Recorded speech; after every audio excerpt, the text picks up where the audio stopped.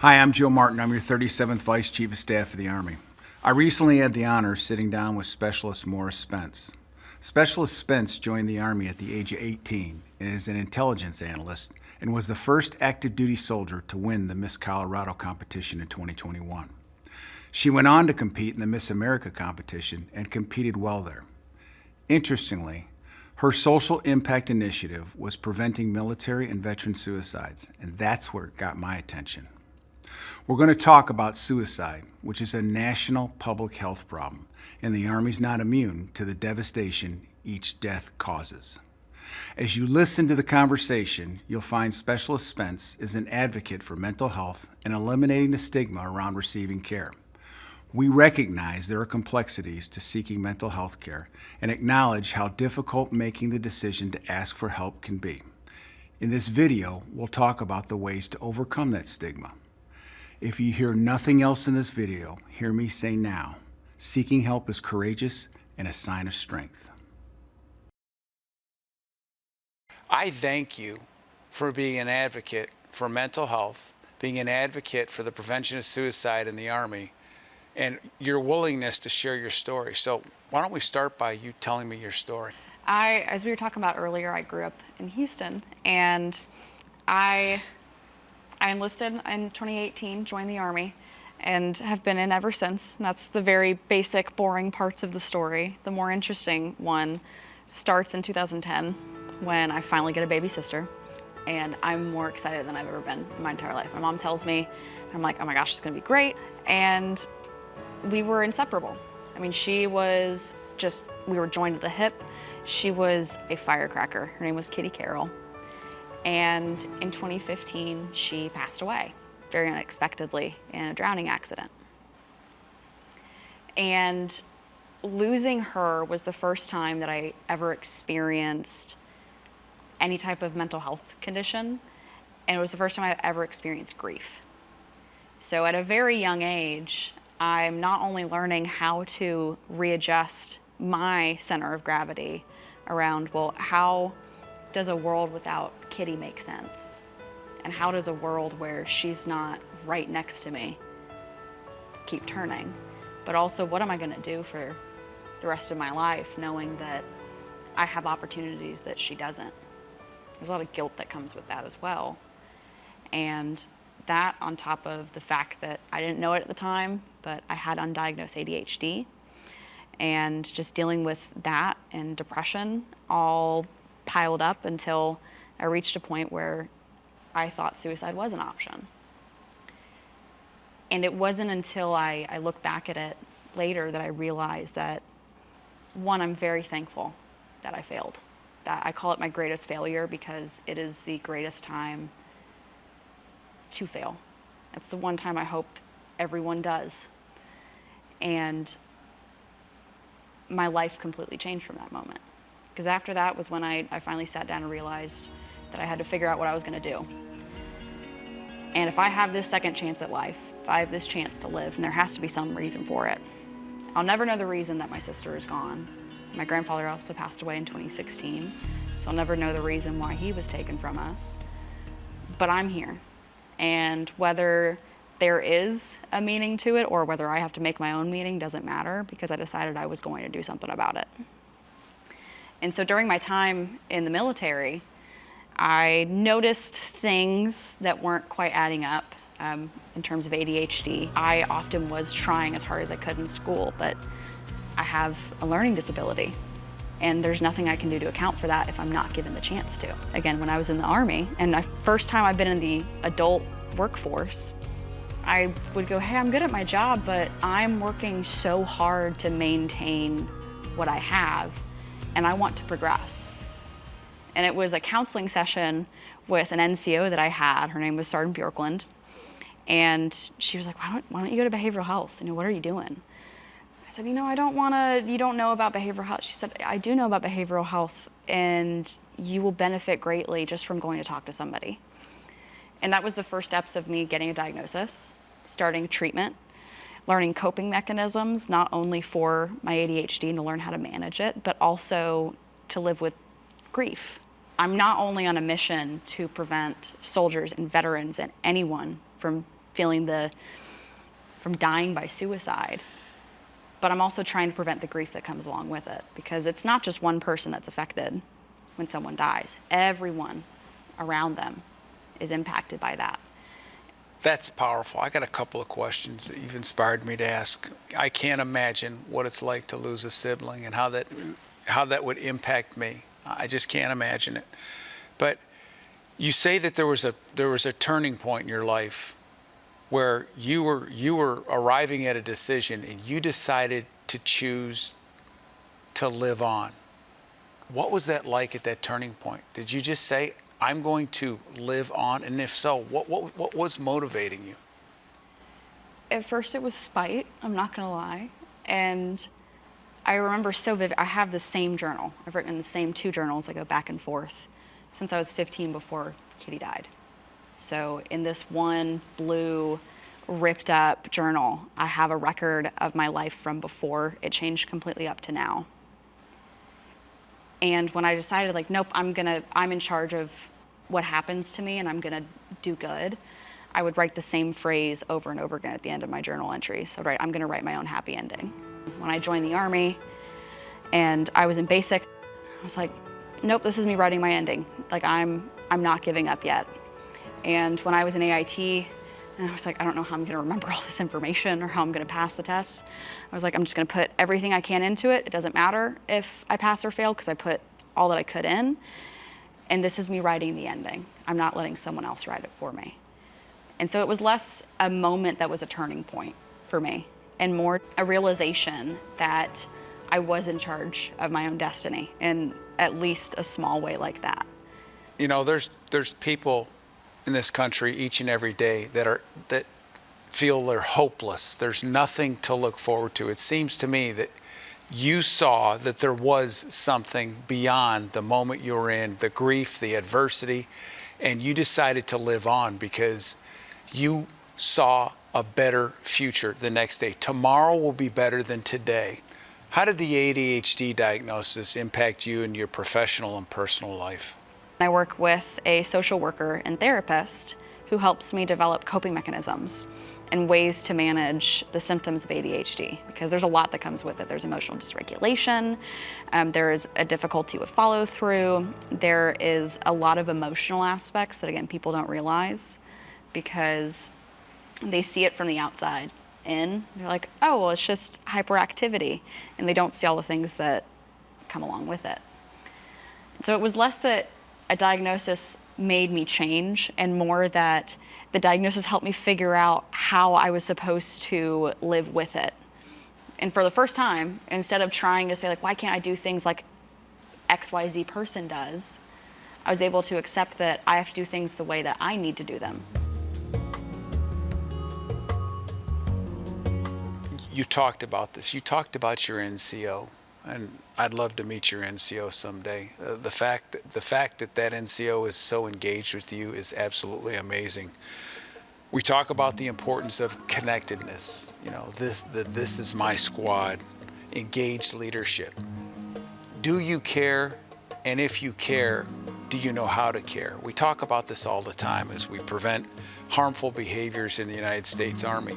And then we spend a lot of time focusing on resources to educate our soldiers and our leaders on ways that they can improve relationships in their organizations. You know, there's something I tell people all the time in terms of connectedness, but you and your NCO developed a relationship. It was probably based on trust, mutual respect, and empathy.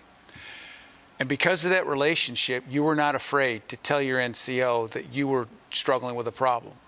And because you trusted your NCO, when your NCO said, I think I can help you, but you've got to take a leap of faith and understand what I'm recommending to you is what you need to do. And because you trusted the NCO, you did that. You can't do those things without relationships in cohesive teams where leaders and led have productive relationships together. It's absolutely important. We also talked about loss. You know, loss is loss. It's devastating no matter who you're with. If it's in a family, if it's in a unit, if it's in an organization, it's devastating. People can't imagine what it's like to lose somebody in an organization, in a family, but you have taken this adversity and what could be a debilitating diagnosis of something that you're having to deal with, and you've moved on so positively. How are you using this opportunity to further your message and share this with other people? Well, I think it's important to note as well, sir, that the reason that I'm where I am and the reason I can say that I have learned how to manage my ADHD and I've learned how to make friends with my grief and sit with it and say that it's okay to miss her. And the reason, I'm able to deal with the stresses of being a soldier every day is because I sought help. I had those coping mechanisms that I learned from my therapist, and I believe a lot of people don't know what therapy is, and that's part of the fear. And I'll tell anyone who's wondering right now, they're going to teach you how to manage the things you're going on with. They're not going to fix them. A therapist doesn't wave a wand and go, don't worry, now you don't have depression, now you don't have anxiety. But they do teach you how to live with it. And how to say, instead of fighting it, because that's not going to help it, here are ways that you can manage it. And those management strategies, those coping mechanisms are why I'm able to keep up with everything that I have going on. And I think if we educate more people and let them know, like, hey, therapy's not scary. Behavioral health is a scary phrase. So if you start thinking of it as learning coping mechanisms, I think that would be a great benefit. And also giving leaders not only emotional intelligence training, but giving them coping mechanisms they can pass on to soldiers. Because then you stop overloading the behavioral health care system, because on the front lines, people who have access to these soldiers each and every single day are able to say, like, hey, I know that you're dealing with something that's going on at home, and say they don't want to get into it. It's like, okay, but we can develop strategies that will help you deal with this in a healthy way. I want to pull the string on something. Okay. So we talked about a very difficult time in your life where you were choosing whether or not you wanted to live on. You chose to live. Yes, sir. Another tough choice that soldiers can have is choosing to get help. And so can you talk to me about what you think the stigma is and how it played, how was that an outside force? How did that impact you? And obviously, because you sought help and you were over the stigma, but what did it mean to you when you were deciding whether or not you wanted to go seek out help? Well, there's different layers to that, I would have to say, sir. So there's the one aspect of I recognized the stigma, and part of it, I don't know if you've ever heard of PNN, the private news network, is peer-to-peer communication. And there are a lot of people, I remember in basic and in AIT, saying, oh, well, if you go to behavioral health, you won't get promoted. And it's a lot of communication person to person that's happening. And it's not necessarily if you receive behavioral health, I think it's bad. But it's if you receive behavioral health, someone will think it's bad. But why are we so worried thinking about this elusive someone when the people right in front of us have the opportunity to say, I support you? I mean, I remember my leadership was also incredibly supportive of me receiving behavioral health care. I also remember having a first sergeant who very openly talked about having depression and how he takes medication to manage it. And it was normal. And it wasn't an uncomfortable conversation anymore, because instead of regarding it as something to hide or that is shameful, it was just a fact of the matter. And so a lot of that stigma breaking down is internal. You have to accept that if someone's going to be upset about it, that's none of my business, because I know that I'm proud of myself for receiving help. But the other aspect of it is having leadership that encourages you to receive that help if you need it and is open about whether they've had it themselves. If you're dealing with something that's internal, only you know it's there, and it's your choice whether or not to reveal it. And for some reason, people don't want to reveal it. Once again, if you got a cast on your leg, it's there. And the chain of command for a broken leg. The protocols are all there. But because these injuries are internal, people don't want to address it head on like they would if someone had it. If I got a broken arm, my chain of command knows I might be able to run if the doctor says that's okay, but I'm not going to do any push-ups. I'm going to go to a physical therapist when I get the cast cut off, and we know I'll be back in formation doing push-ups as quickly as my healing goes. But if it's internal, you can't see that. And so it's very, very difficult to discern. And so for the soldier, not wanting to reveal it, for the chain of command, not knowing how to deal with it, seems to me that creates the complexity that we're talking about here. But it's inspiring for you to say, I don't care what they think. I want to be well, and for me to be well, I'm going to go seek help. But you've got to have that conversation. What are your thoughts on that? As you can, you're Specialist Promotable Spence. You're going to be a sergeant soon. Soon, you're probably already leading soldiers, but you're going to be leading soldiers. How are you going to build relationships that are based on trust, mutual respect, and empathy? Well, I think it's important to not downplay how important empathy is. And the key difference that I've seen between people who recognize that they might have had a bad experience, but they have at least one good leader, and people who really struggle and decide like, oh, I'm just going to get out of the Army, is an emotionally intelligent leader. It's so important that that leadership that is in direct contact with the soldier and sees them every single day and knows them and knows their usual pattern. But we need to make sure that these leaders are able to empathize with their soldiers. And emotional intelligence isn't just empathy. It's also recognizing that Soldier Doe usually is laughing and smiling and talking and talk your ear off all day. And the last couple of days they've been kind of quiet, haven't been talking much, pulling them aside saying, hey, everything okay? Because then if you've developed that trust, then you'll be able to talk to them about what they're going through. And then you get to empathize with them. But before you even get there, you need to have the emotional intelligence to create trust, to take into account the things that they're telling you and the things that they're telling you without saying a word. Recently, we've published a new regulation. We rewrote the regulation for suicide prevention. We actually pulled it out of a holistic health and fitness regulation and isolated it.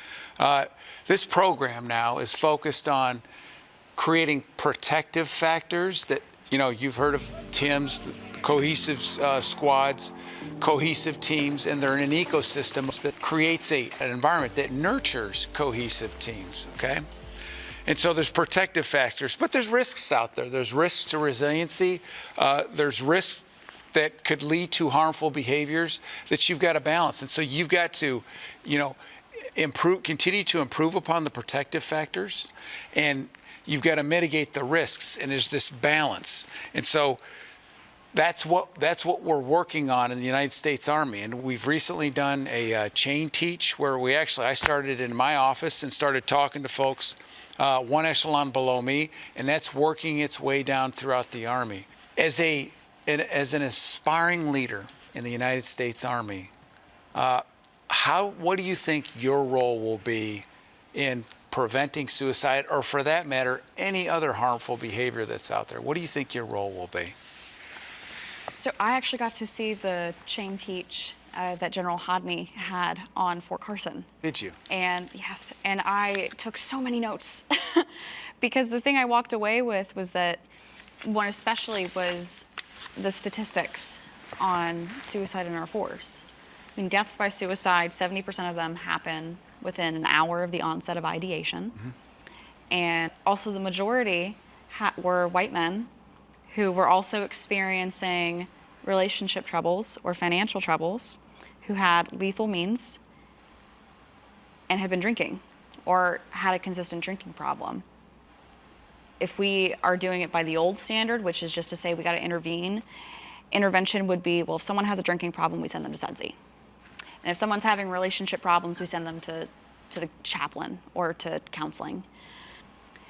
when the real solutions would be we should start giving soldiers educational material and actual education, not just one class, but consistently on healthy relationships and on behaviors to look for in relationships, both good and bad, and what to do about them, how to communicate.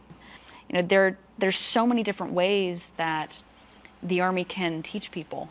There are a lot of other interesting programs out there that are, I call it's a groundswell of initiatives.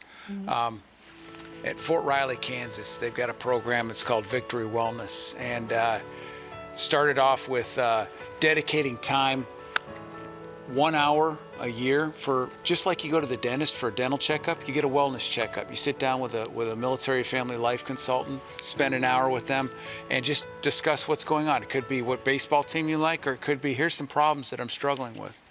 You got a sponsorship program at another location where, because they're having problems principally within their first year with harmful behaviors, they are going to have a formalized sponsorship program where they say, all right, Spence, Martin, you've been here a year longer than Spence, so I'm going to be your mentor, and I'm going to share with you the struggles I had so that you can see, one, your struggles are normal, and two, here's some things I did that you might want to consider to get over those impediments.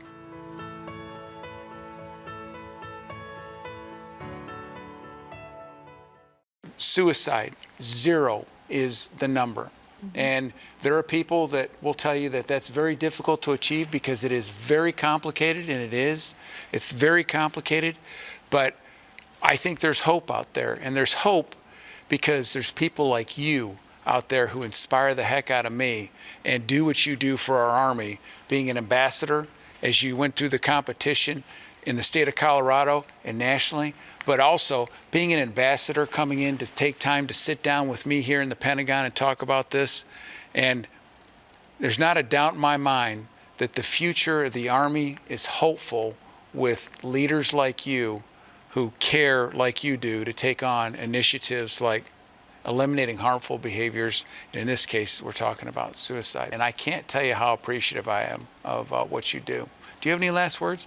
There is, again, tremendous power in just sharing your story and not being ashamed and not being scared, because there are always going to be people who judge you. I mean, the hate comments people write about me, like, they get angry when I part my hair a different way. You're not going to make everybody happy. But when you speak up for what you believe in, even if you are one person in an entire unit of people who refuse to talk about prevention and behavioral health and receiving care and being empathetic and emotionally intelligent, every voice we have, every person speaking up, helps to move the culture forward. But we rise by lifting others, and every chance we have to raise our own voices and to encourage those who are choosing to raise their voice, the closer we get to that 0 a day. Because it's, whether we get there or not, it's our responsibility to do what we can to get there. When we work together as a team, then it's entirely possible for it to happen.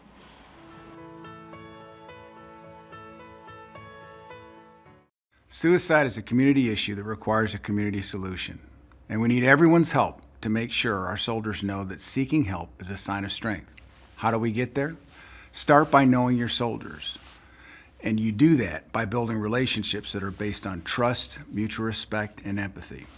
Be the person they trust by being empathetic of their perspective, even if it's different from yours. Educate yourself. Know what resources are at your disposal, and know what resources you need to prevent crisis in the complicated environment that you're leading in each and every day. Look your soldiers in the eye and tell them they matter. Tell them why they matter. Without them, the organization could not do what it does each and every day to protect our nation. And finally, every single life is worth living.